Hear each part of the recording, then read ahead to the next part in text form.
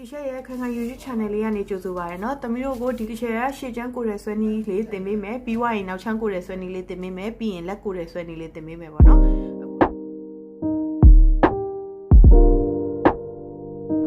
အခုဒီချက်ရဲ့ channel လေးကိုလည်း like and subscribe လေးလုပ်ပေးထားကြပါ။ဒီချက်ပြီးသွားလို့ရှိရင်အင်ကြီးစားချုပ်တာတင်ပေးမယ်။ပြီးသွားရင်ပုံစံလေးပြောင်းမြောင်းပြီးတော့ပေါ့နော်။တစ်မျိုးချင်းစီတင်ပေးမယ်။တမီးတို့ကဒီချက်ရဲ့ YouTube channel လေးကို like ကြည့်ပြီးတော့ like လုပ်တာနဲ့တင်ကိုတမီးတို့ရဲ့ကိုယ်ပိုင်အဝတ်ထည်လေးတွေကိုချုပ်နိုင်မယ်လို့ဒီချက်အမခံနဲ့နော်တမီးတို့ညံရှိရင်ရှိတယ်လို့တော့အထည်လေးလက်ခံနိုင်တဲ့အထိတော့တမီးတို့တိုးတက်သွားမယ်လောလောဆယ်မှာတော့ဒီချက်ရဲ့အမခံမှုကတော့ချက်ရဲ့ YouTube channel လေးကိုကြည့်လို့ရှိရင်တမီးတို့ကိုပိုင်အင်ကြီးလေးတွေကိုချုပ်ခမကုံမဲနဲ့ချုပ်နိုင်မယ်လို့တော့ဒီချက်အမခံပေးနိုင်တယ်နော်အဲ့တော့ချက်ရဲ့စာလုပ်ပုံလေးတွေကိုအခုမှစပြီးဒီချက်ရဲ့ဒီရှေ့ချမ်းသိပြီးတော့မှကြည့်တဲ့လူတွေဆိုရင်ဒီဆွဲနည်းကိုအရင်မကြည့်ပါနဲ့ရှေ့မှာဒီချက်ကိုရိုင်းတိုင်းနည်းတွေသင်ပေးထားပါတယ်ပြီးတော့ကိုရိုင်းတွက်နည်းတွေသင်ပေးထားပါတယ်အဲ့ဒါတွေကိုတစ်သိင်ချင်းစီလိုက်လုပ်ပါလုပ်ပြီးတော့မှဒီဟာလေးတွေကိုစပြီးတော့လိုက်ကြည့်ပေးပါနော်ဒီချက်အခုစပြီးတော့ဒီချက်ကိုရိုင်းကိုတမီးတို့ကိုအခေါ်ဝေါ်တွေနဲ့ပဲပြတော့မယ်ရှေ့မှာဘာကဘာဆိုတာဒီချက်ပြောပြထားပြီးပြီရင်ကျဲဆိုတာဘယ်နေရာမှာထားတာဟုတ်ပြီနော်ဒီချက်ဥဆုံးစာဆုံးရှေ့ကိုဆွဲမယ်မြင်ပိတ်မယ်ချက်စာဆုံးရှေ့ဖြစ်တဲ့22လက်မကိုရေပြင်းညီမြင်းလေးမြင်အောင်ဒီဘက်မှာတမှတ်မှတ်မယ်နည်းနည်းဝေးဝေးလေးမှာတမှတ်မှတ်လိုက်မယ်22ကိုဘာကြောင့်လဲဆိုတော့ရေပြင်းညီမြင်းငိမ်မှသာလင်းဒီချက်တို့ကိုယ်ရဲ့ frame တွေကမဆောင်းသွားမှာအဲ့တော့ချက်ဘယ်တော့ဖြစ်ဖြစ်အမှတ်တစ်ခုကိုမှတ်ရင်2မှတ်မှတ်တယ်မှတ်ပြီးတော့မှအဲ့ဒီမှတ်ကိုမြင်ပိတ်တယ်ဒါလေးဒီပေတန်လေးကကြတော့လေလက်မသမားတွေအတွက်အခုအစစ်မြင့်ပြီးထွက်တဲ့ပတ်တန်လေးပေါ့နော်ဒါလေးတွေကိုလိုချင်နေဆိုရင်လည်းချက်ရဲ့ခိုင်ခိုင်ဆက်ချုပ်တဲ့ page မှာလာမှာလို့ရတယ်နော်ဒီပေတန်လေးတွေကအပြင်မှာရှာဝယ်ရတာခက်ပါမယ်ဒါလက်မသမားအတွက်ဒီလို2လက်မပါမယ်ဒီလိုက18လက်မပါမယ်နော်ဒီလို2ကွက်ပေတန်လေးနော်ဒီပေတန်လေးကိုလိုချင်နေရှင်းရှင်းမှာလို့ရတယ်နော်ဒီမှာပြီးသွားပြီဆိုရင်ပိတ်ထားတဲ့မြင်းပေါ်မှာတဲ့ level page နဲ့ပခုံးကိုမှတ်ပါတယ်ချဲတို့ပိတ်ထားတဲ့မြင်းပေါ်မှာချဲ level page 3လက်မကိုမှတ်မယ်ပြီးရင်ပခုံးကဒီချက်ပခုံးဖြစ်တဲ့8လက်မကိုမှတ်မယ်ဒီချက်ဒါပခုံးလို့ပြောပေမဲ့ဒါဒီပါလဲလေပင်ဘေးကျယ်နော်ဘေးကျယ်ဒါဒီပခုံးဒီချက်ခဏခဏတော့မပြောတော့ဗီဒီယိုဖိုင်ကြီးရလေအရင်မိနစ်တွေကြာနေတမတို့တို့ YouTube channel မှာကြည့်ရတာတွေပတ်စံနေကုန်ပါဆိုလို့ချက်တူတူလေးတွေပဲပြောသွားမယ်ဒီချက်ဗီဒီယိုဖိုင်လေးကို download လေးတွေဆွဲတမတို့ခဏခဏကြည့်လို့ရမယ်နော်ပြီးသွားလို့ရှိရင်ချဲအခုပိတ်ထားတဲ့မြင်းပေါ်မှာလေပင်းပေးချင်တဲ့ပခုံးကိုမှတ်ပြီးသွားပြီမှတ်ပြီးသွားပြီဆိုရင်ပခုံးမှတ်ကနေပြီးတော့6စိတ်ဆင်းမယ်နော်6စိတ်ဆင်းထားတဲ့အမှတ်ကနေပြီးတော့ဘာဆွဲမလဲဆိုတော့ဂျိုင်းကိုဆွဲမယ်နော်ပြီးသွားရင်ဂျိုင်းဆုံးတဲ့အမှတ်ကရင်ကျဲကိုထွက်မယ်မနော်ချဲလောက်ထားတဲ့အတိုင်းလေးပဲလိုက်ကြည့်ပါနော်တမီးတို့ချဲရင်ကျဲထွက်ပါမယ်ရင်ကျဲဂျိုင်းဆုံးတဲ့မှတ်ကရင်ကျဲထွက်မယ်ပြီးတော့ဒီပိတ်ထားတဲ့မြင်းပေါ်ကနေပြီးတော့ခါးရှည်လေးကိုမှတ်လိုက်ပါခါးရှည်လေးကိုမှတ်လိုက်ပါခါးရှည်မှတ်ထားတဲ့နေရာကနေပြီးတော့ဒီရှည်တို့တမလို့မမြင်ရမှာဆိုလို့ရှည်ပတ်တန်လေးနည်းနည်းရွှေ့မယ်နော်ခါးရှည်လေးကနေပြီးတော့ခါးကျဲလေးကိုထွက်ပါမယ်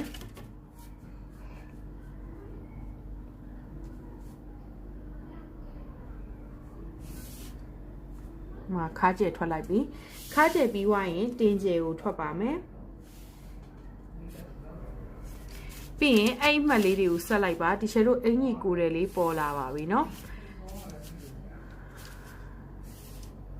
အင်ကြီးကိုယ်တယ်လေးပေါ်လာပါပြီဒီမှာချက်တို့အင်ကြီးကိုယ်တယ်လေးပေါ်လာပါပြီเนาะအဲ့ဒါပြီးသွားလို့ရှိရင်ဒီမှာတွေ့လားဒီချက်ဒီနေရာလေးလွှတ်ထားရတွေ့လား6စိတ်အမှတ်နဲ့ level ပေးချက်အမှတ်အဲ့အမှတ်လေးကိုဒီချက်တို့ဆက်လိုက်ပါမယ် level ပေးချက်အမှတ်နဲ့6စိတ်ဆင်းထားတဲ့အမှတ်လေးကိုဆက်လိုက်ပါမယ်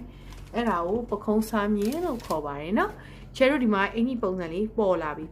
ဆိုတော့ချဲတို့ကဘာလုပ်လိုက်မလဲဆိုတော့ဒီချက်ရှေ့ချမ်းစတင်မှာဖြစ်တဲ့အတွက်ဒီအောက်နားကိုတလက်မလေးဝိုင်းမယ်တင်ကျဲရဲ့တဝက်လေးနဲ့ပေးတန်ဒီချက်ဘာကြောင့် cuff တွေမသုံးရလဲဆိုတော့တမလို့ cuff တွေကြီးပဲသုံးလို့ရှိရင်လည်းမဝိုက်တက်လို့ရှိရင်အဆင်မပြေမှာဆိုလို့ဒီချက်ဒီလိုလေးလောက်ထားပြီနော်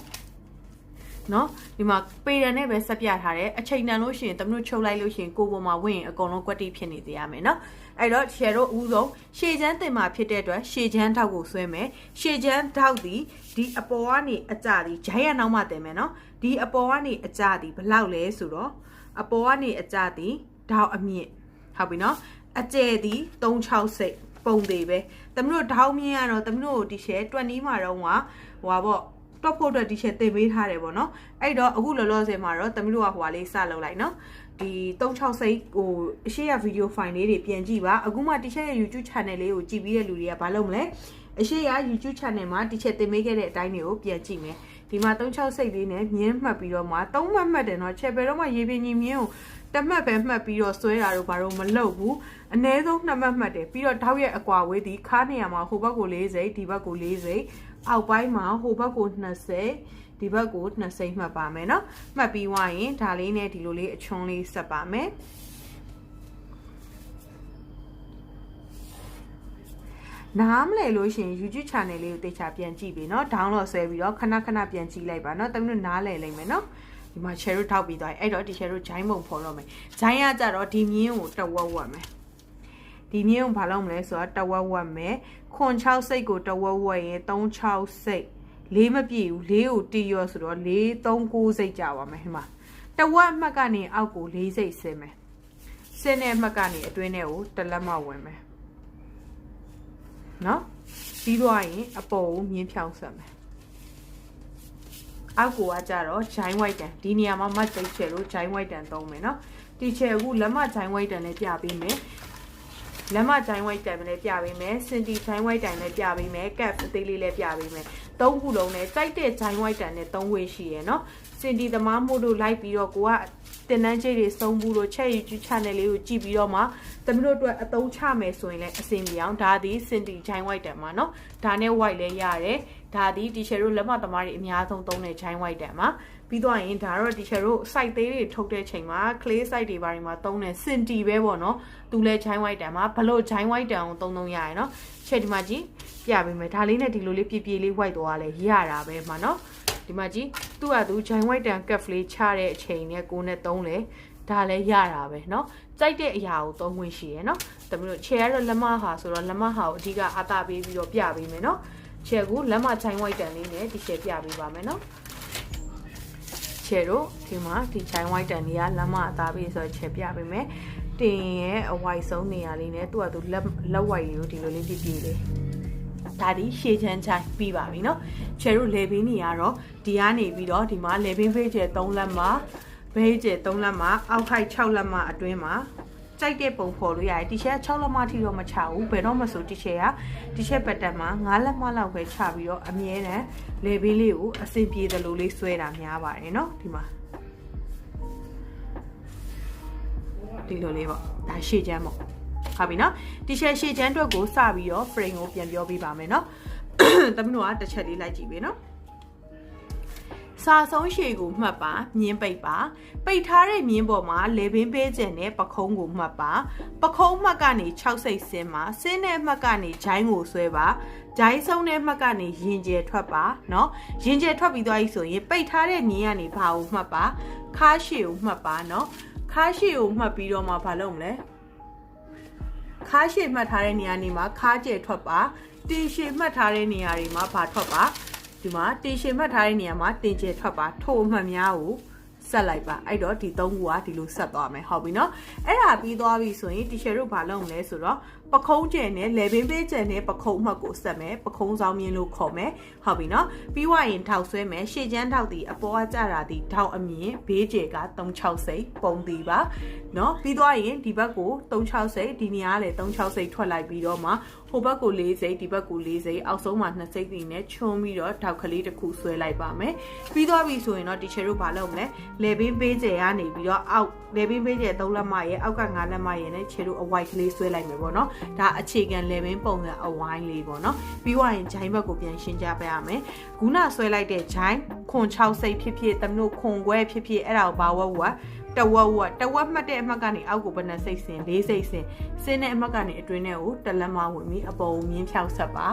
အောက်ကိုဂျိုင်းဝိုက်တန်လေးနဲ့အဆင်ပြေသလိုလေးဝိုက်လိုက်ပါเนาะအဲ့ဆိုရင်เนาะတမလို့ဒီရှေ့ချမ်းကိုရဲဆွဲတာလေးကပြီးသွားမယ်ဒါသည် F ပေါ့เนาะရှေ့ချမ်းချဲတင်ထားတာပြီးရင် B နောက်ချမ်းဆွဲတာလေးဒီချဲတင်ပေးမယ်အဲ့ဒါလေးကိုလိုက်ကြည့်ပေးပါနောက်တစ်ပတ်ကြာလို့ရှိရင်เนาะဒါနောက်တစ်ပတ်မဟုတ်ဘူးเนาะနောက်ရက်တီချာတော့ဗီဒီယိုဖိုင်တွေကိုအားသလိုရိုက်သွားတာဖြစ်တဲ့အတွက်တီချာရဲ့ admin